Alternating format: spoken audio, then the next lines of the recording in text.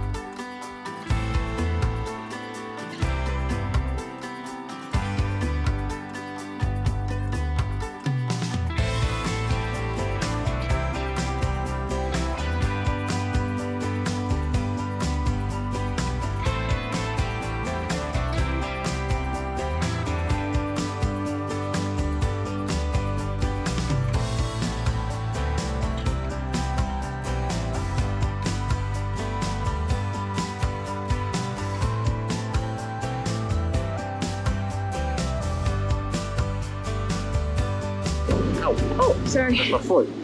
So it's a bit windy. Hopefully you can hear us. Yeah. But we're back on the road. Back on the road. Oh my gosh. Oh my gosh. I don't even know how I really feel about it yet. I'm still trying to get over the working. And Get back into the gist of traveling and trying to slow her brain down. It's been hyperactive for the past, what, 9 months? yes, So just under 9 months. Wow, it's too long. too long. Way too long, way too long. But it's a bit windy. Hopefully you can hear us. I kind of, like, we've camped out at, where are we? Sandy. We're at Sandy Cape, just north of Jurien Bay. And yeah, the weather's not amazing today, but the sun's out. And I've dragged Grant down to the water. And I think I'm going to go for a swim, even though it's probably not the right temperature for it. No, it looks freezing cold, but go for it. Yeah, because Not this black duck, no way. yeah, I've just been looking forward to not being sitting in the caravan and working all day, so I'm going to go in the ocean. It's not warm? No! Go in anyway.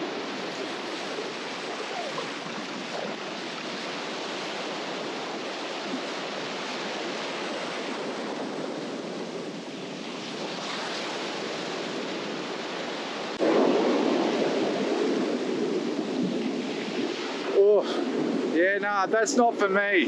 No, no.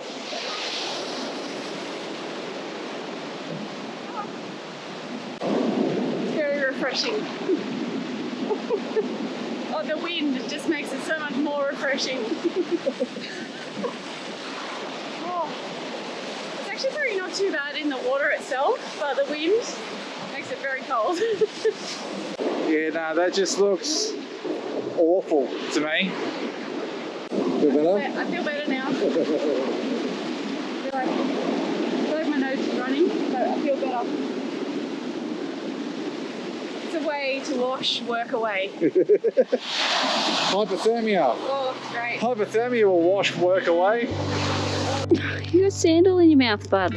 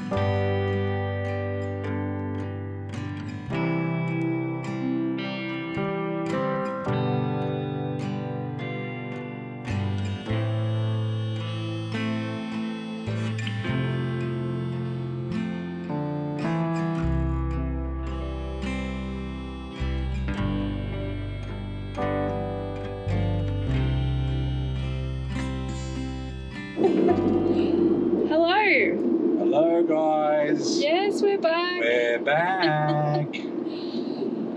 Back on the road. We left Perth 3 days. 3 days ago, we left Perth, hit the road. I haven't done too much filming, to be honest, because I just needed to recuperate from all of the working and get back into relax mode a little bit before... A little bit of PTSD from work. That's a whole nother story. Yeah. So, finished work. Obviously, we've got the car back on the road, which is fantastic.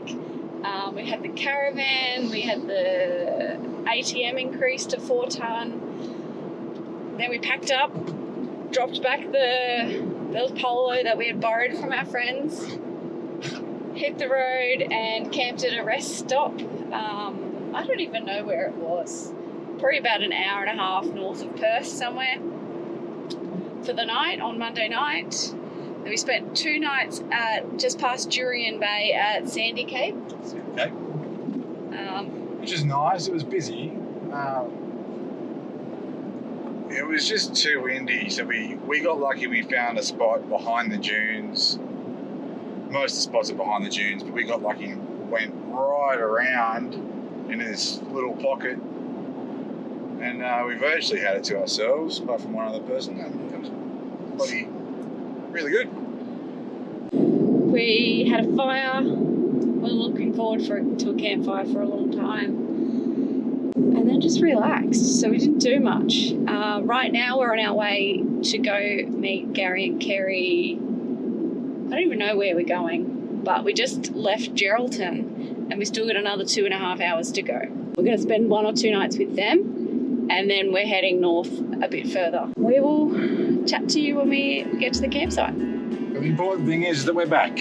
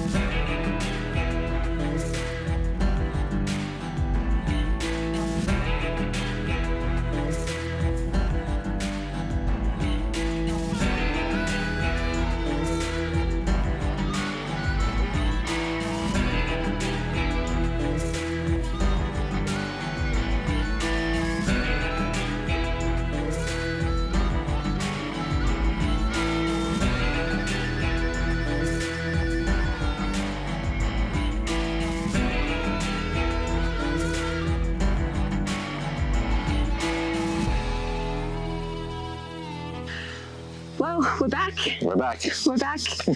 It's been a long, 8 months since I started work, and we stopped kind of travelling around.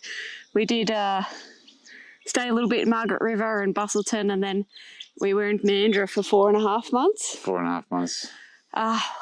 It's been a long 4.5 months not moving around, I can tell you that. Yeah, a hard 4.5 months. But boy, does it feel good to be back on the road. So We're out here at the moment. We're out at Ballinyoo Bridge.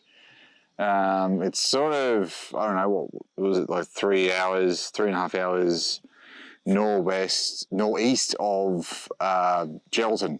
Yeah. And on the map, it kind of looks pretty desolate. There's just not much around. But when you get here, my word, I mean, just absolutely, it's just epic here. It is so pretty. Yeah. So we've been here for about 3 nights now. This will be our 3rd night. We met up with our good friends Gary and Kerry for 2 nights, and they've headed back to work. And so we're here on our lonesome. We thought we'd do some filming. Absolutely stunning. Yeah. Absolutely stunning location. So Gary and Kerry picked this spot. They'd been here before. Good choice too. Yeah, very, very good choice. Apparently the water is in here year round. So absolutely beautiful. So many wildflowers. Oh, the wildflowers are insane at the moment. Wildflowers here, absolutely beautiful. Yeah. So now that we're back on the road again, I thought maybe it's a good time to show you through some of the things that we've changed on the van and the car. Also, if we just do a little rundown of our plans, like we know that plans change for us and nothing is ever set in stone. Yeah, this will change by the time you've seen this, I think. Probably, but we do know a couple of things. So we have to be in Victoria for Christmas, then we're going to head to New South Wales. So that would be at the very end of the year. So between then and now, we have time to explore WA. The plan at the moment is like head towards Exmouth and then probably work our way back down the coast, and then hopefully we might cross on a road that's not the Nullarbor. Yeah, that'd be nice. That's the aim. And maybe cross over into Northern Territory. Maybe on the Great Central Road. I don't know. We haven't travelled that way.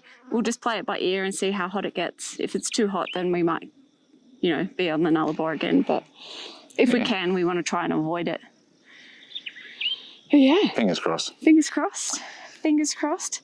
Let's take you through some of the stuff that we've done on the van. Yep. All right, so one of the first things we've put on since we were stationary were the driving lights. So we have 9-inch steady driving lights at the front and the 42-inch multi-purpose or multi-function light bar at the top there. These are just basic driving lights. They work quite well. They're a good quality build. That's why I went with steady. The light bar itself, it's multi-function, so it has high beam, low beam, park, and an amber setting, which apparently it's just a big thing in America, but we can't have them here. But we can buy them here, but we can't have the amber lights set up on our trucks because it's illegal. So, well, apparently, that's what I found out. So that's not hooked up. So all I've got is the high beam hooked up. So that's all I need it for, is just to see at night. I don't need the daytime running light stuff on that. It's just not really me. We've also got the 2 pairs of Tread Pros, just because. There's no real reason for that. I haven't used them yet, so I got rid of the old ones. They were a little bit worn and starting to get a little bit brittle. So we got rid of those and we just bought some new Tread Pros, and they've got a pretty good name for themselves now, so I thought I'd give them a go. Also, we've got the 170 watt hardcore solar panel, which is powering the 100 amp hour lithium battery in the back, which is powering the fridge. So the other thing we've purchased is a new dog sling for the back of the car. So the ones that I've looked online for in Australia just barely fit a 200 series, and this is obviously a bit wider than a 200 series. So I went online in America and I found this dog sling. So far pretty good. I think it's called Rough Liners. It was about $230 delivered with the exchange rate. And it feels very good quality, has like a non-slip backing, has all the straps to hold it in place. And then it comes out and covers the doors. So Frank, when he jumps up to look out the window, hopefully it doesn't scratch the doors, but just also to protect the back seats. I've just purchased a cheaper $20 or $30 dog sling from Super Cheap Auto, which I have across the folded up seats so they don't get dog hair embedded into those and scratched or anything like that. But this seems to be pretty good so far. We'll see how it goes. We did get a quote to get one made from a canvas person, $1,400. I wasn't going to go down that route, so we thought we'd test out the $200 option first. And then as you close the door, this just covers the interior of the door.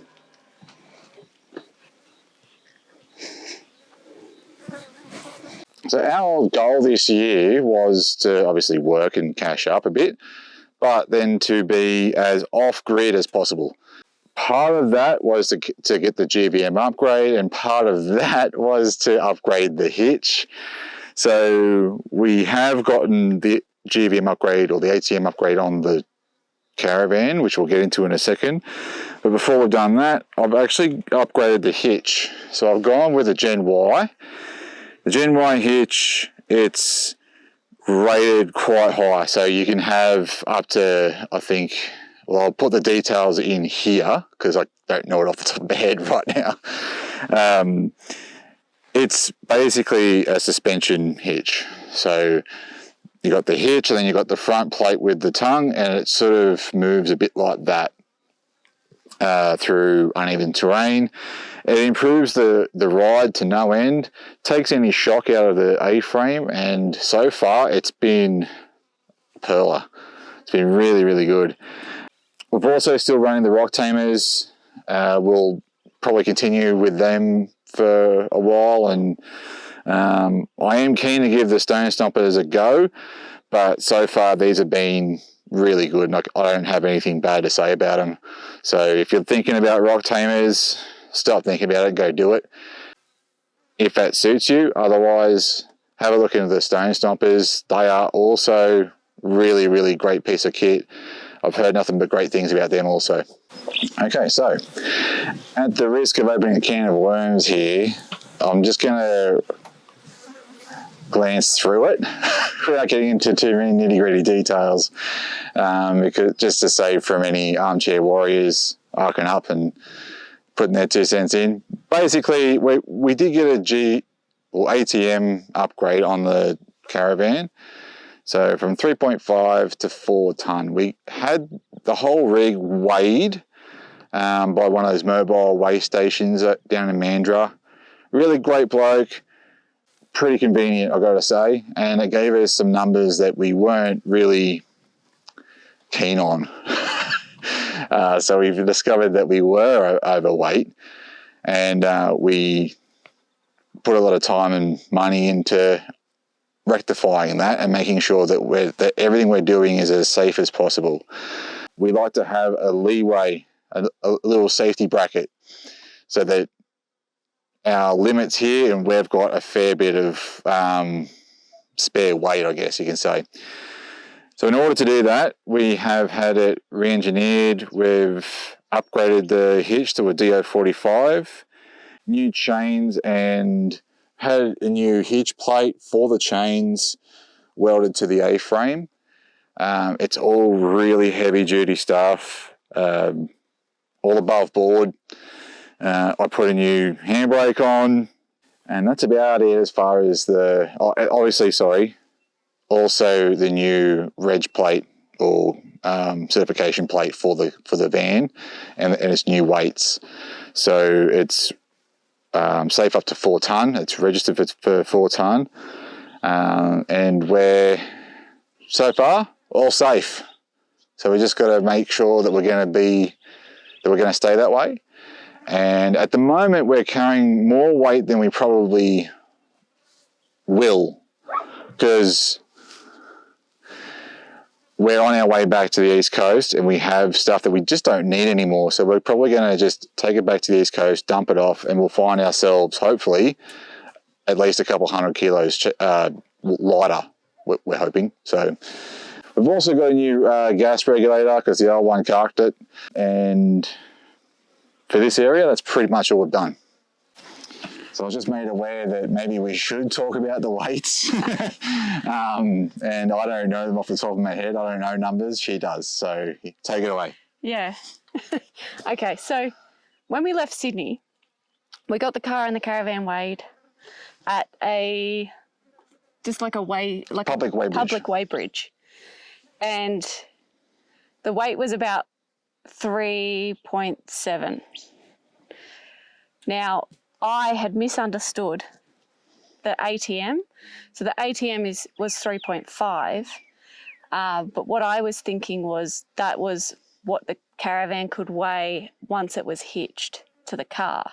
So that was excluding the tow ball weight, which the tow ball weight was 280 kilos, which meant that we were under 3.5 tonne when we were towing, and we had all our water full.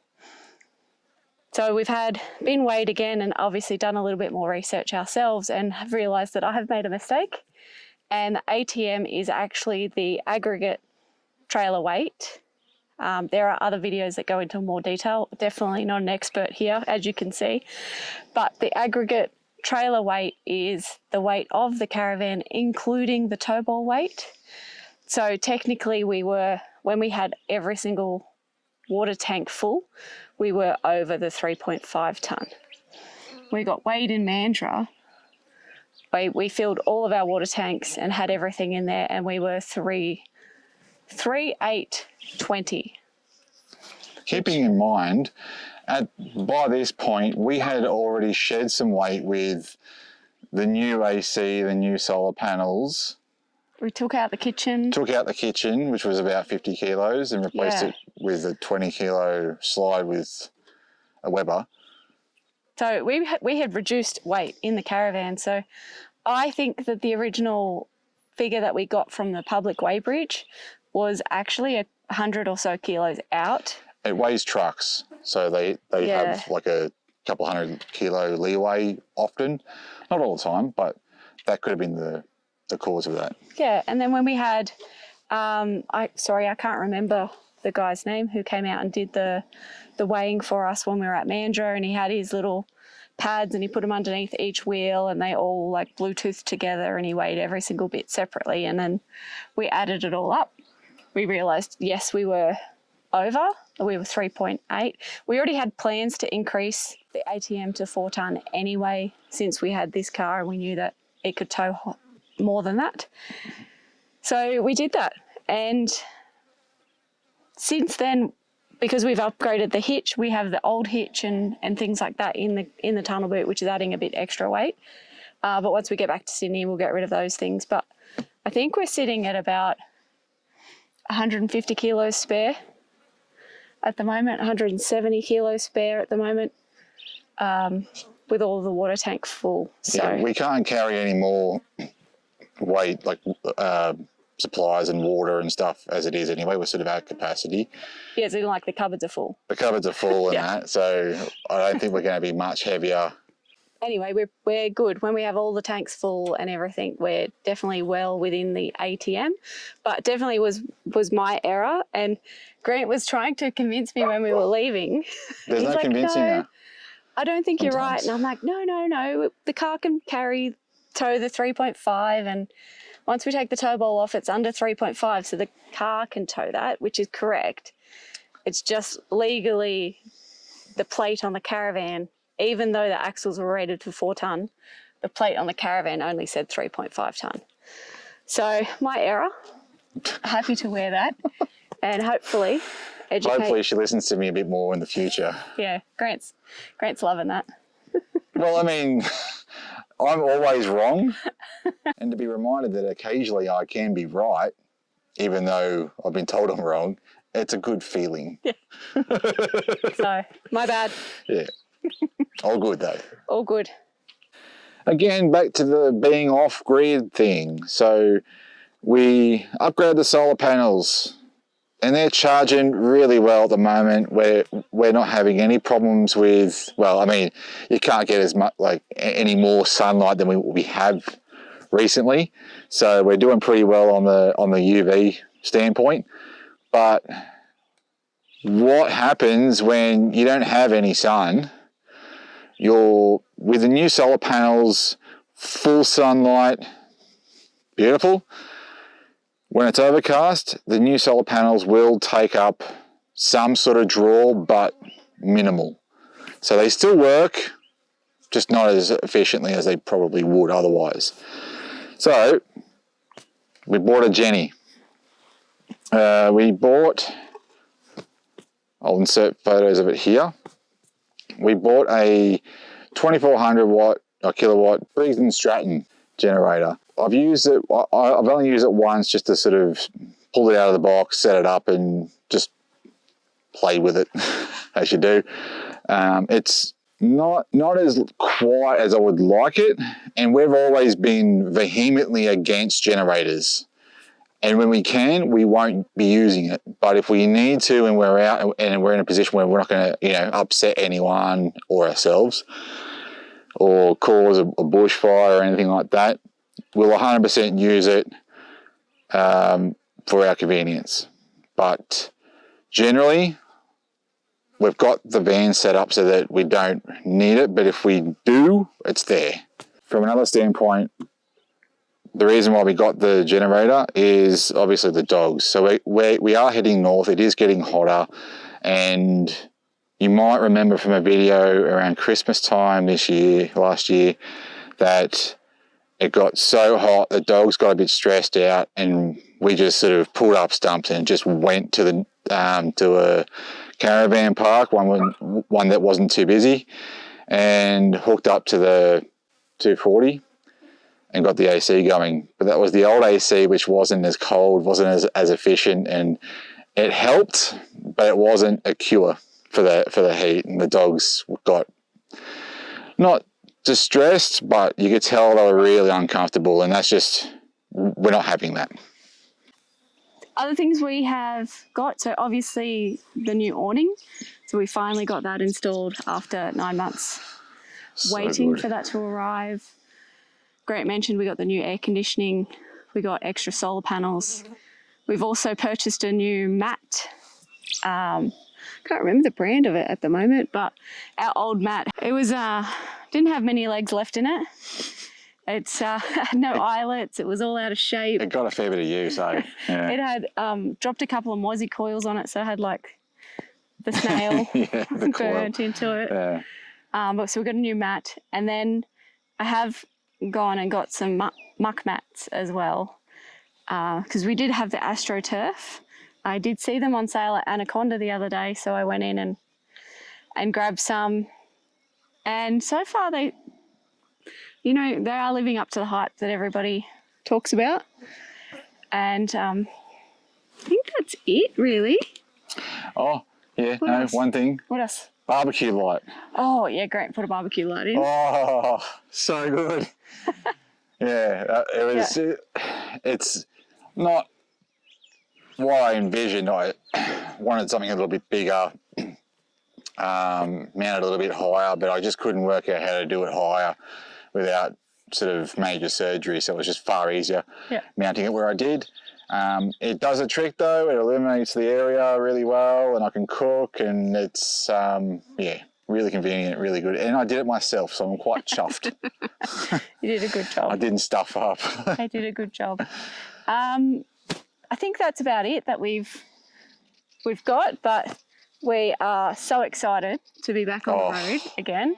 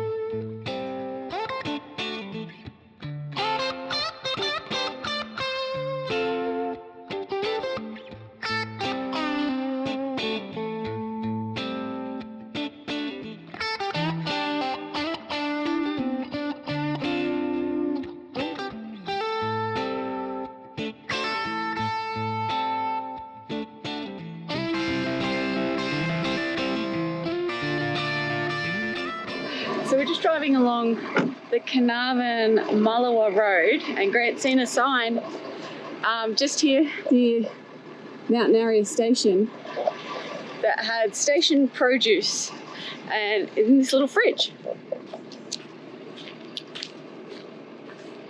So Mount Narria tomatoes.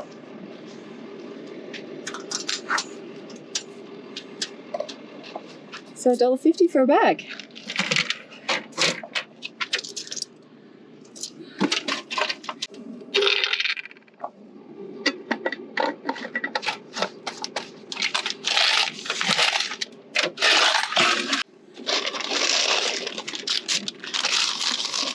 Get a bag of tomatoes.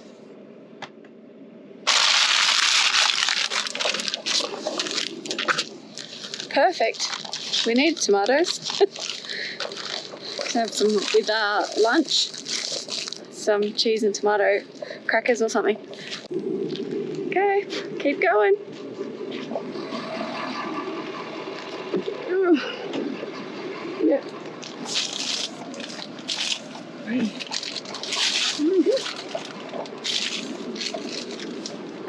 Oh yeah.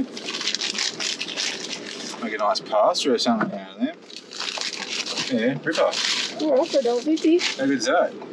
Thank you, station folk. Bilung or Bilung pools. Right. Bilung pools. So I'll send the drone up in a second to have a look. But yeah, how nice is this? Off the side of the road. It's been the perfect day for driving. Beautiful weather, no wind, just us on the road, mate. So good, and the rig's just pulling like a freight train. Just doesn't get much better than this. Very, very pretty. I don't know if there's any water in the pools. We'd have to go have a look, but we're like on the edge. On the edge of a little cliffy bit. It's very pretty.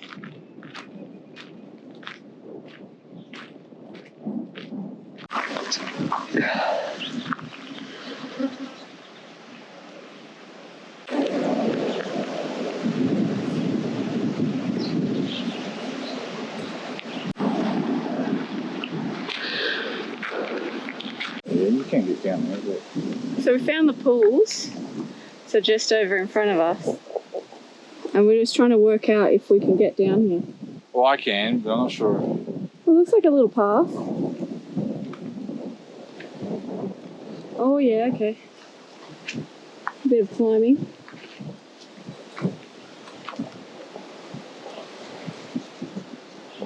Oh. They'd call me mountain goat, I reckon.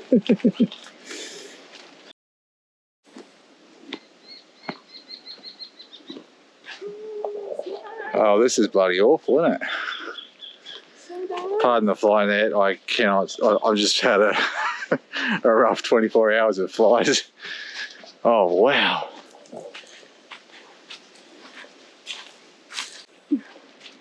So apparently this is a permanent watering hole, and it's been around since the dawn of time, really. So the local people and drovers would always use this as a dipping hole, really. Source of water, feeds water some animals and themselves, and keep on moving.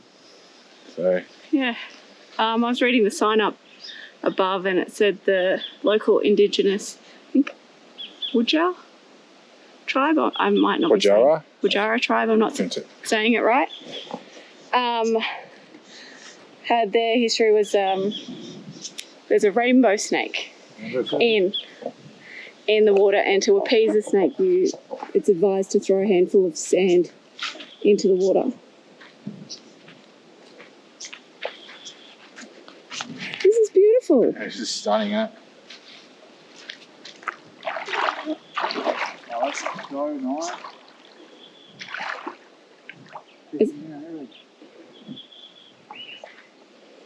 Just really hope that there ain't no crops. Well, I don't think there's any crops. I don't think there's any crops. Not salties anyway. Yeah, but that water is so nice. Go for a I swim. mean, I don't know how far in I'll go.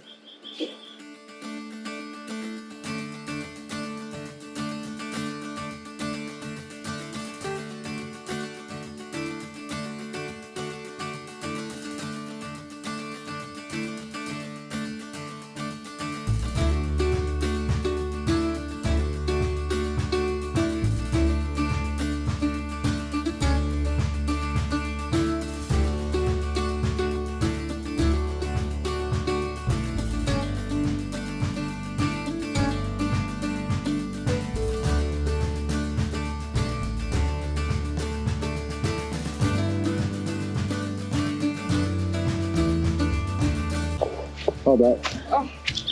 I'm gonna do something stupid. What's you doing?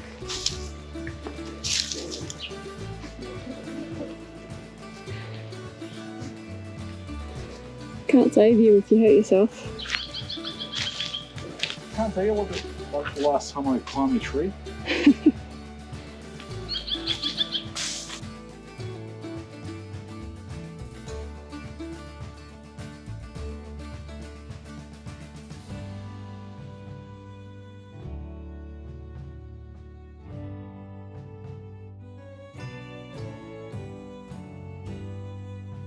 Climbing up's easy.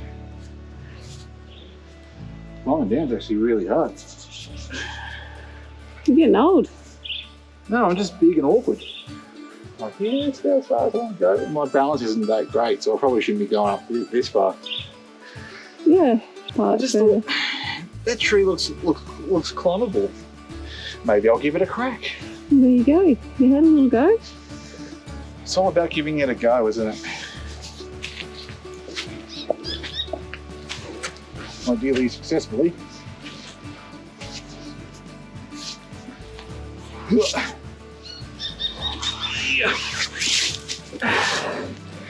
Graceful. Yep. So I'm just making us some dinner. Grant's outside, hopefully seeing if he can put the drone up and get the sunset, which you can't really see through the dirty window. What I'm attempting to make is like a Korean bibimbap rice bowl. So we had mince and rice and cucumber and carrot, so that's what I'm going to go with. And what I've done so far is just in here I've sliced up some carrot and cucumber, and that's like in a pickling mix. So I've got about 3 tablespoons of vinegar, probably 2 teaspoons of salt and 2 teaspoons of sugar, and then topped it up with water. And I'm just letting that sit in there to pickle. I've got rice on the stove going, and then I've just put some mince on. And now I don't know what sauces go in a Korean bibimbap, but I'm just making it up. So I've got soy, sesame, fish sauce, chili, some ginger, and this extra thick coconut amino, which is gluten-free. Let's see, I'll show you the finished product once it's all put together. Okay, so here it is. I slightly overcooked the egg, but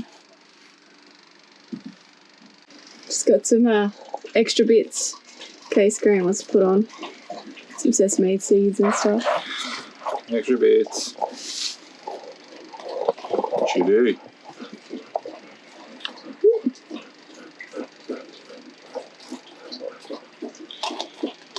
Sesame. Sesame.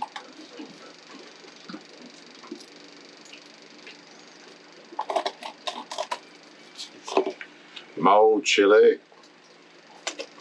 Oh, that one's hot. Yeah, I know. I know this. Okay, good.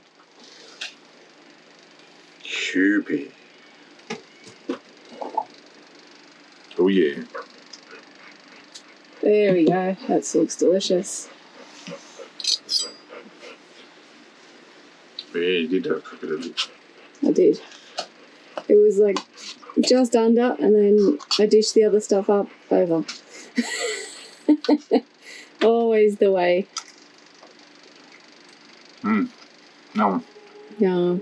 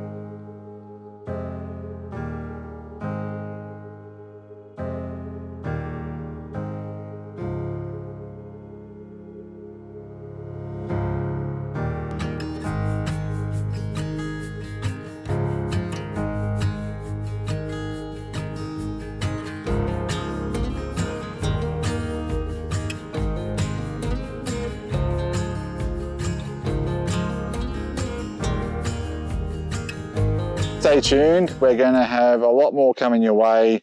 We do apologise for the delay in videos. Please like and subscribe if you haven't already. And yeah, stay tuned for more gear from us, guys. If you have any suggestions of where to go between, say, Exmouth and Perth, let us know and hopefully we can drop in and see. So if you can put a comment in, that would be great. Yeah. Okay. Cheers, guys. Cheers, guys. Thank you.